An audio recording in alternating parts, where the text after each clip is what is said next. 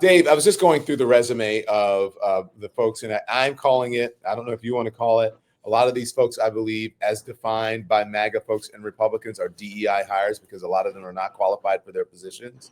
And we're going over Kash Patel. I was just on Christopher Wray, who is highly qualified, who served in numerous positions in the government, comparing and contrasting him to Kash Patel, who, in my estimation, I do not believe, maybe you disagree, does not have the qualifications to be FBI director, if not for his resume, but also because he is saying that he is going to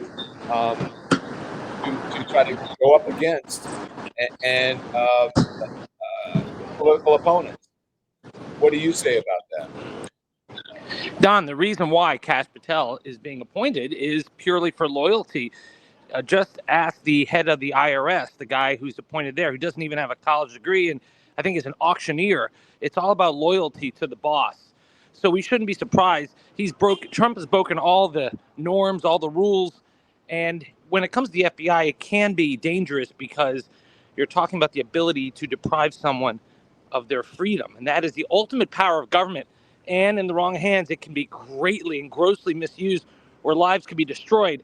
I must say this, I do hold out a little bit of hope in that Pam Bondi, someone I know, is still someone who's tethered to the rule of law. And even though you may have investigations and you may have pressure from Patel and Trump to walk out all enemies in handcuffs, I really believe that Pam Bondi will not knowingly violate the law to do retribution on behalf of her boss. Dave Aronberg joins us now. Dave Aronberg is the state attorney for Palm Beach County and Florida, and a former member of the Florida Senate. So, look, again, I just to be the director of the FBI, one would think that you'd have to have more. And I'm just starting with that position, and I'll move on to others, Dave. One would think that you'd have to have more heft in your resume. We were also talking about the director of national intelligence, right? James Clapper, a very experienced man as well. And now you have what? Someone who is, again, not qualified, who could be the director of national intelligence. Well, I get it. And I'm concerned as well with people who don't have the basic qualifications. Normally, in a normal time, you would have the Senate reject these nominations. But there's one thing that we've learned, Don, is that Democrats fall in love, Republicans fall in line.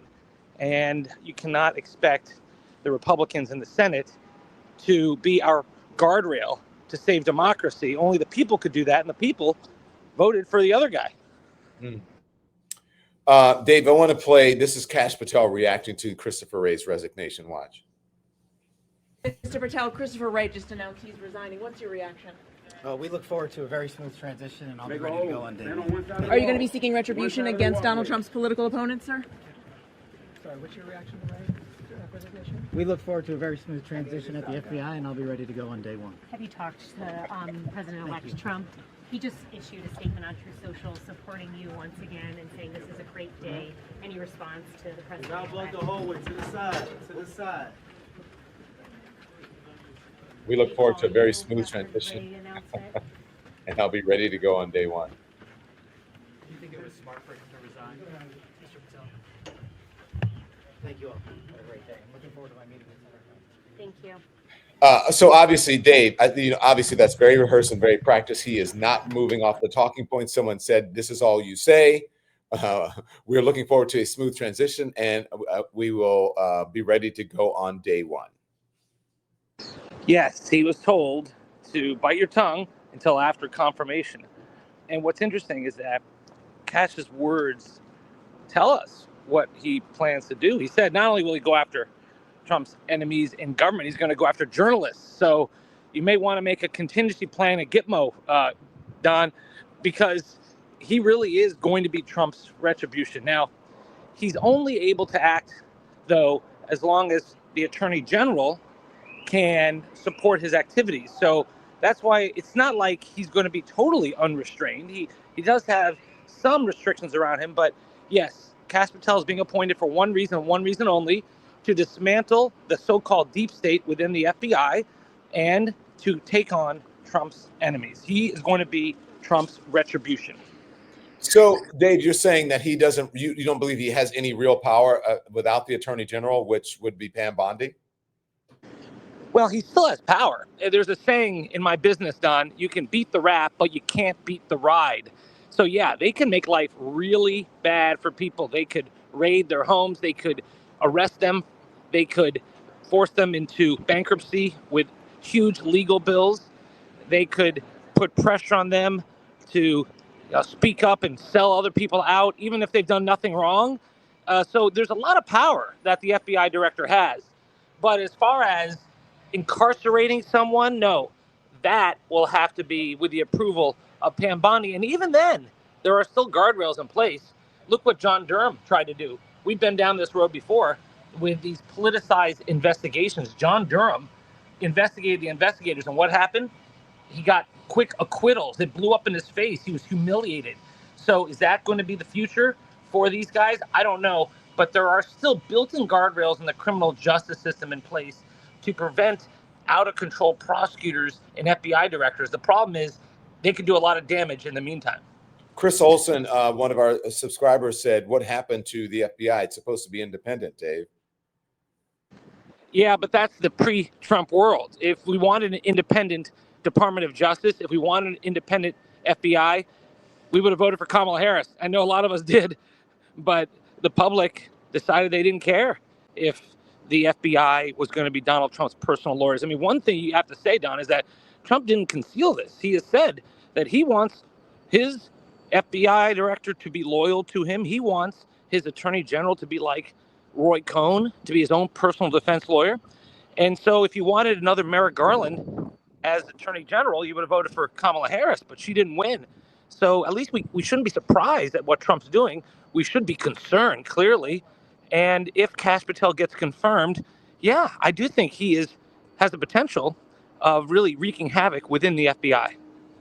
Dave, I want to play. This is Dan Goldman on Kash Patel. He's on News Nation discussing it with my friend Dan. I can't think of Dan's last name.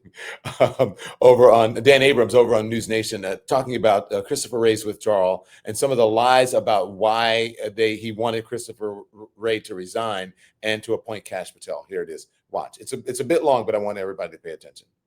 Of the news about Chris Wray and some of the comments that I made. Well, I think you're spot on, Dan, and you really raise a critical issue, which is the Republican attacks led by Donald Trump, including his statement today, are absolutely fallacious. They are completely unfounded and baseless, and they have no basis in reality. I mean, even just take, for example, that in Donald Trump's statement, he accused the FBI of impeaching him. The FBI has nothing to do with impeachment. That's Congress. He says that the search of Mar-a-Lago was unjustified. You did an excellent job of explaining all of the efforts that Donald Trump went to obstruct justice and to hold on to classified information. Not to mention, a judge signed off on that search warrant, saying there was probable cause. Chris Wray has been a terrific FBI director under very difficult circumstances, appointed by Donald Trump, and has resisted all these calls, all these accusations of the weaponization of the FBI. And the reason why they are making these accusations, Dan, is to undermine the institution of the FBI.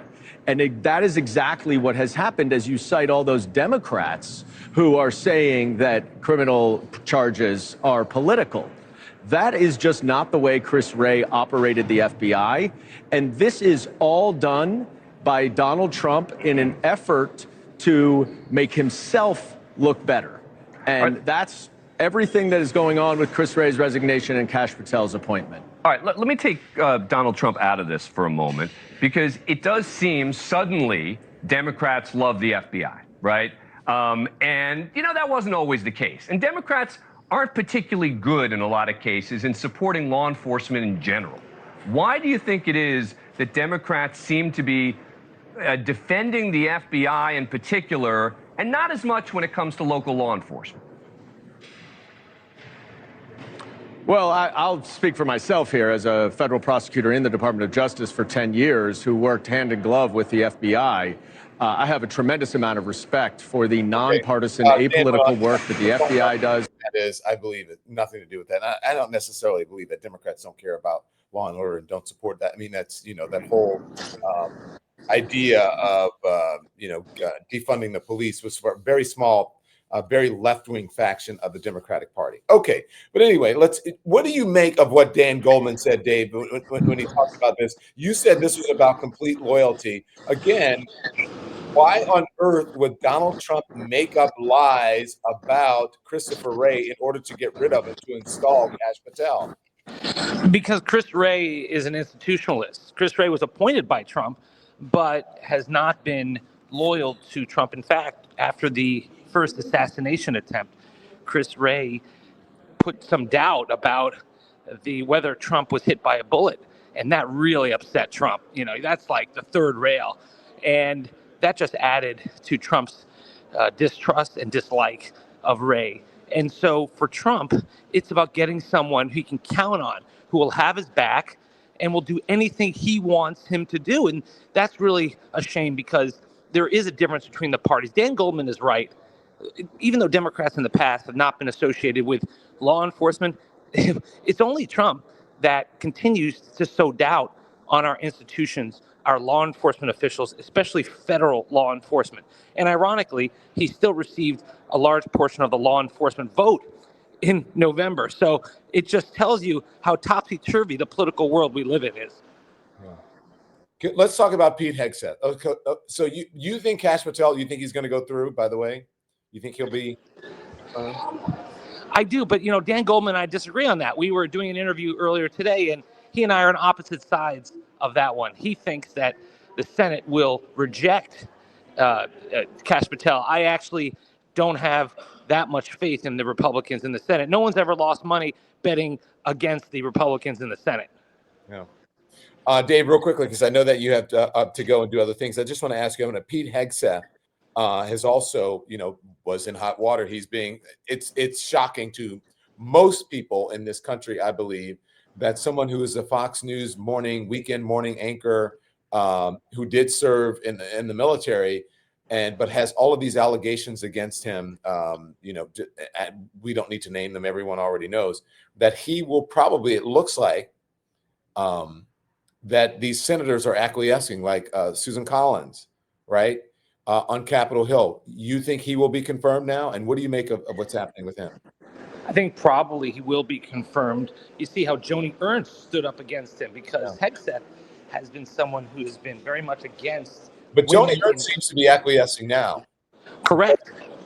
She originally was against him because she supports women in combat. I mean, she has personal experience there, and yet Hegseth is against it. But after she got attacked by the ultra MAGA, she is back down. And that is why I believe that most or all of Trump's remaining picks will get confirmed. The only reason that I would doubt Hegseth, and I don't doubt it, but the only hesitation I have is that I did believe there was a deal cut to replace Hegseth with Ron DeSantis, and in turn put Laura Trump, Trump's daughter-in-law, as the U.S. Senator in Florida. I thought that deal had been cut, but it means Hegseth needs to step aside. And now it looks like he is doing a little better. He has steadied the ship, so that deal may not come to fruition.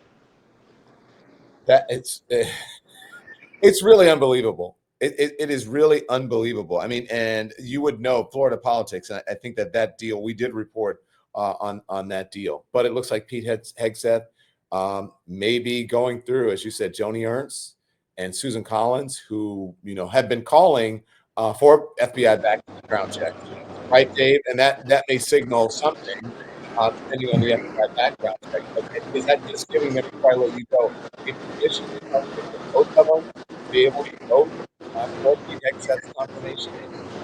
Yeah, what I think, Don, is happening is that the MAGA folks are rallying around Hegseth.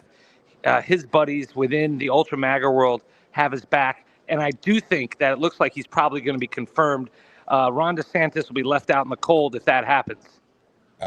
Dave Aronberg, thank you. Mr. Palm Beach County, I appreciate you joining us. We'll see you soon, okay, my friend? Thank you, my friend. We are thrilled to have you as one of our watchers. So thank you so much for tuning in. Make sure you hit the like button and the subscribe button as well. And that way you can be notified about all of our new content. There's plenty of it for you. We're live every day at 10 a.m. Eastern time. We drop more videos at 2 p.m. Eastern and at 5 p.m. And if you want even more Don Lemon Show content, we'd love for you to become a member of the Lemon Nation, of the Lemon community. Members receive access to special community posts, exclusive content, and live shows. So just head right over to our channel page or click the join button on this video. Again, thank you for watching, and we'll see you next time.